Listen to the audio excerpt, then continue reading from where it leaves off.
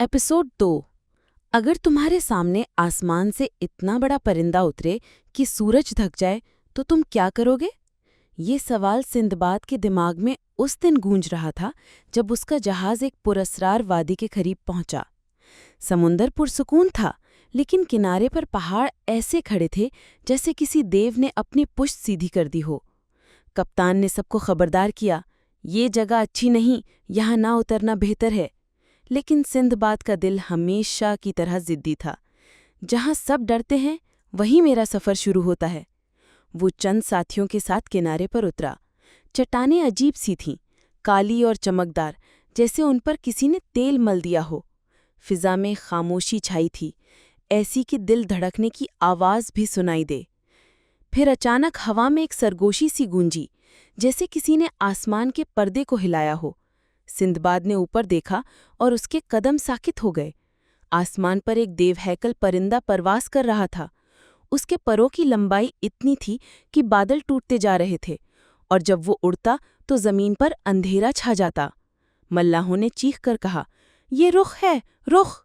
रुख, वही देवहैकल परिंदा जिसके पंजे में हाथी भी खिलौना लगता है। अचानक रुख नीचे झपटा। उसके परों की हवा ने सिंदबाद और साथियों को जमीन पर गिरा दिया। वो अपनी चट्टानों में से एक पर उतरा और अपनी चमकती आंखों से सबको घूरने लगा। सिंदबाद के साथी खौफ से भागने लगे, लेकिन रुख ने अपना पंजा आगे बढ़ाया और सिंदबाद को जकड़ लिया। पहले तो उसे लगा कि हड्डियां टूट जाएंगी, लेकिन फिर रुख उड़ा। हवा चीख रही थी, जमीन छूट रही थी, और सिंदबाद एक परिंदे के पंजों में कैद होकर आसमान से ऊपर जा रहा था। रुख उसे ले जाकर एक वादी में छोड़ गया। ये वादी बाकी दुनिया से कटी हुई थी। चारों तरफ इतने ऊंचे पहाड़ थे कि वहां से निकलना नामुमकिन था। जमीन चमक रही थी, जैसे उस पर हजारों सितारे बिखरे हों। सिंदबाद ने करीब जाकर देखा और दम बखुद रह गया। ये जमीन हीरे, याकूत और जमुरुद से भरी हुई थी। ये जगह तो खजाने का समंदर है। लेकिन खुशी ज्यादा देर ना टिकी।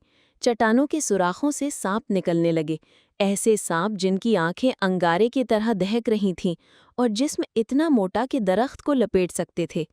सिंदबाद पीछे हटा। सांपों की तादाद बढ़ती जा रही थी और उनके फन से जहर टपक रहा था। उसे एहसास हुआ कि ये वादी खजाने की जगह नहीं, बल्कि मौत का कैद खाना है। उसी लम्हे ऊपर से एक बड़ी हड्डी गिरी। सिंदबाद ने चौंक कर देखा। ये हड्डी किसी बड़े जानवर की थी। फिर एक और गिरी और फिर एक और। वो समझ गया, यहाँ आने के लिए ताजिर ऊपर से मुर्दा जानवर फेंकते हैं। रुख आकर इन जानवरों को उठाता है और हीरे भी पंजों में चिपक जाते हैं। जब रुख अपने घोंसले में जाता है तो ताजिर हीरे जमा कर लेते हैं। लेकिन सिंदबाद के पास मुर्दा जानवर कहाँ से आए? उसके पास तो सिर्फ अपनी जान थी। सिंदबाद ने अपनी पगड़ी खोली और बड़ी चालाकी से अपने जिस्म पर कई कीमती पत्थर बांध लिए।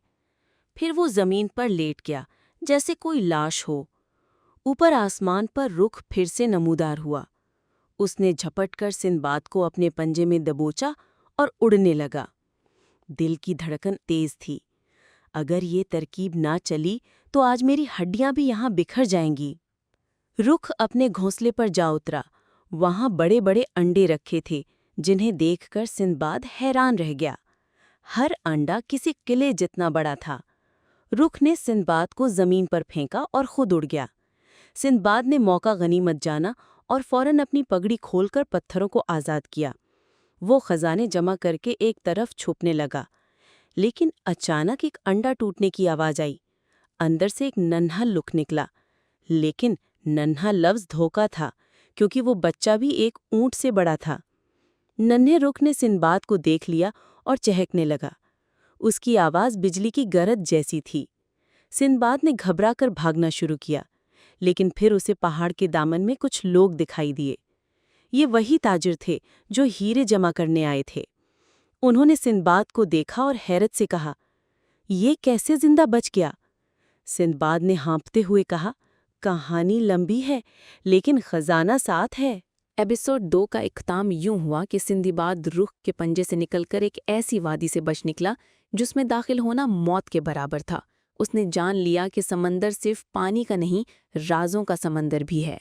लेकिन उसे अंदाज़ा न था कि अगला सफ़र उसे ऐसे मकाम पर ले जाएगा जहां आवाज़ें कैद थीं اور ہر صدا کسی خوفناک حقیقت کی طرف اشارہ کرتی تھی۔ تو کیسا لگا آج کا ایپیسوڈ؟ اسی کہانی کا تیسرا ایپیسوڈ دیکھنے کے لیے چینل کو سبسکرائب اور ویڈیو کو لائک اینڈ شیئر کر دو تاکہ ہر آنے والی ویڈیو سب سے پہلے آپ تک پہنچے۔ Thanks for watching.